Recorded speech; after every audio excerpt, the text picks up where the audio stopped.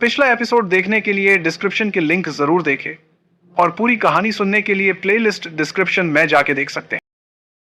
और अपने कदम कक्ष की ओर बढ़ाते हुए रानी सुगंधा के पास जा उन्हें बधाई देते हैं, क्योंकि ये प्रसन्नता उनके विवाह के कई वर्षों बाद आई थी, जिस वजह से राजा रानी दोनों ही बहुत प्रसन्न थे।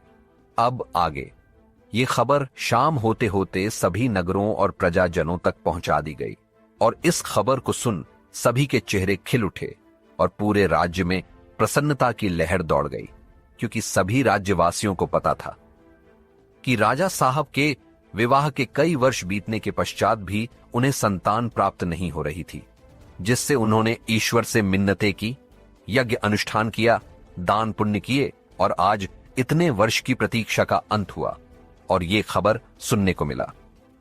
पूरे राज्य में खुशी का माहौल था, हर तरफ खुशियां मनाई जा रही थीं, उत्सव की तैयारी हो रही थी, पूरा नगर दियों और फूलों से सजाए जा रहे थे। तो वहीं महल में राजा साहब के आदेश से सभी के लिए मिष्ठान और भोज का आयोजन किया जा रहा था और राजा साहब इस वक्त देववृक्ष के पास खड़े हाथ जोड़ उनका धन्यवाद कर रहे थे।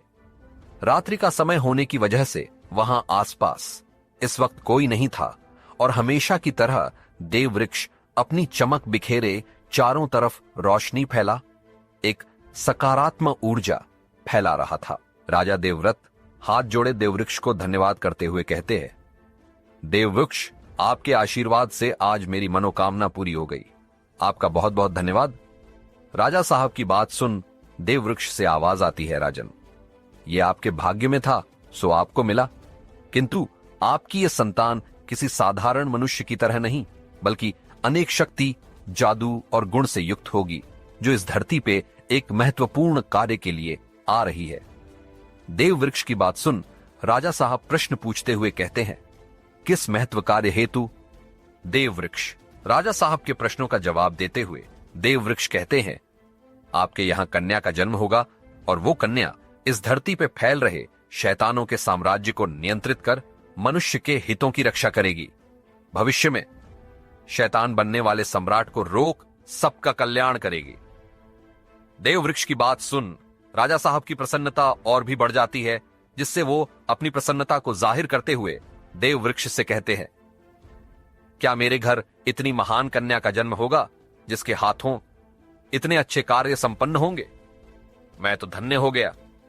राजा साहब की प्रसन्नता देख देववृक्ष आगे कहते हैं, राजन, जितनी बड़ी शक्ति होती है जिम्मेदारी भी उतनी ही बड़ी होती है। ये कार्य आसान नहीं, क्योंकि जिस शैतान को रोकने हेतु वो कन्या इस धरती पे आ रही है, उसे रोकने का सिर्फ एक ही मार्ग है। अपनी बात कह देववृक्ष शांत हो जाते हैं, जिससे राजा साहब बड़ी ही उत्सुकता से पूछते हैं, क्या मार्ग है देववृक्ष? राजा साहब को उत्तर देते हुए देववृक्ष कहते हैं, विवाह। भविष्य में आपकी संतान कन्या का उस शैतान राजकुमार से विवाह होगा और यही उन दोनों की नियति है।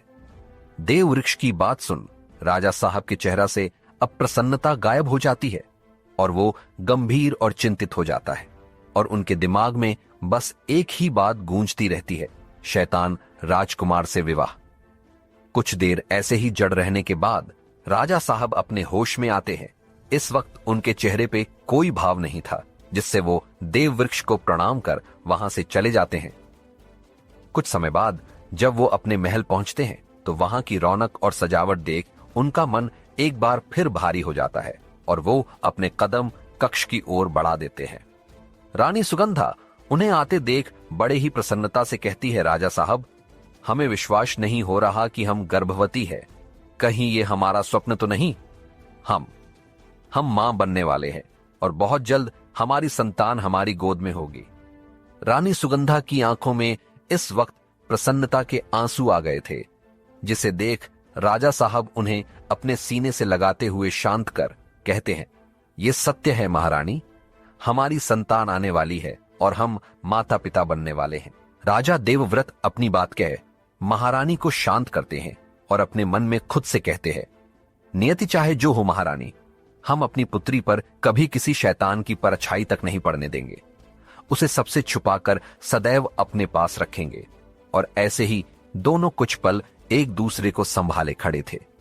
रानी सुगंधा की प्रसन्नता देख राजा देवव्रत ने यह ठान लिया था कि वो कभी भी इस चिंता में नहीं रहेंगे कि भविष्य में क्या होगा, बल्कि वो अपनी पुत्री के साथ ज्यादा से ज्यादा समय बिताएंगे और उसे इस काबिल बनाएंगे कि वो हर शैतान से सामना कर सके। वर्तमान समय। इस वक्त महागुरु, रानी सुगंधा और राजा देवव्रत तीनों ही आमने सामने बैठे हुए थे और महागुरु राजा साहब को नियति के विरुद्ध जाने से रोकने का प्रयास कर रहे थे। तो वहीं राजा साहब को जब पुरानी बातें याद आती हैं तो वो चित्त हो उठते हैं, लेकिन फिर भी वो अपनी जिद पे अड़े हुए महागुरु से कहते हैं, नहीं महागुरु, मैं अपनी पुत्री का विवाह उस शैतान राजकुमार से नहीं करूंगा, ये जानते हुए भी कि वो कितना क्रूर और निर्दयी है। एक पिता का हृदय ये करने को नहीं मान रहा। राजा साहब की बात सुन महागुरु उन्हें एक बार फिर समझाने का प्रयास करते हुए कहते हैं, जिद छोड़ दें राजन, इस हट से कोई लाभ ही नहीं। महागुरु की बात सुन राजा साहब उन्हें हाथ जोड़ मना करते हुए कहते हैं, नहीं महागुरु, अपनी पुत्री को किसी शैतान की कैद में जीवन व्यतीत करते देखने से अच्छा होगा कि मैं अपने प्राण त्याग दूं और मैं अपनी आखिरी सांस तक अपनी पुत्री की रक्षा करूंगा। और यदि ये युद्ध ही एक माध्यम है उन्हें बचाने का, तो मैं अवश्य ही ये युद्ध लड़ूंगा। राजा साहब के इस जिद का क्या परिणाम होगा? क्या राजा साहब बदल पाएंगे नियति को? क्या लिखा है स्वर्ण प्रभा के भाग्य में? राजा देवव्रत की बात सुन महागुरु अब कुछ नहीं कहते और रानी सुगंधा को देख उनसे पूछते हैं, महारानी आप क्या चाहती हैं? महागुरु का प्रश्न सुन रानी सुगंधा भी राजा साहब का साथ देते हुए हाथ जोड़ कहती है, महागुरु, हम नियति को बदलना या चुनौती नहीं देना चाहते, हम तो बस अपनी पुत्री को एक सुखमय जीवन देना चाहते हैं जिस पे किसी शैतान की परछाई तक न हो। रानी सुगंधा की बात सुन महागुरु उन दोनों को आशीर्वाद देते हुए कहते हैं, आप दोनों का कल्याण हो और हमें यह जानकर प्रसन्नता हुई कि आप दोनों नियति के विरुद्ध जा अपनी पुत्री के उज्जवल भविष्य के लिए उसके साथ खड़े हैं। आप दोनों का यह सहसा प्रेम और त्याग इस संसार में माता पिता के स्थान को और भी ऊंचा और सम्माननीय बना देगा। राजा देवव्रत और रानी सुगंधा दोनों ही महागुरु को प्रणाम करते हैं। तभी राजकुमारी स्वर्ण प्रभा का वहां आना हुआ और अब सबकी नजरें उस पे चली जाती हैं। राजकुमारी अंदर आ सबसे पहले महागुरु के चरण स्पर्श करती है और फिर अपने माता पिता के।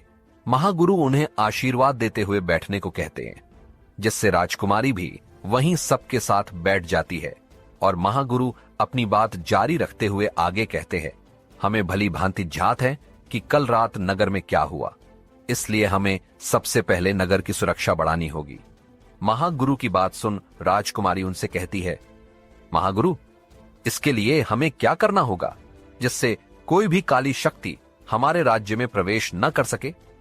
महागुरु अपनी शांत आवाज में कहते हैं, हमें राज्य को मंत्रों की शक्ति से बांधना होगा, जिसके लिए यज्ञ करना होगा।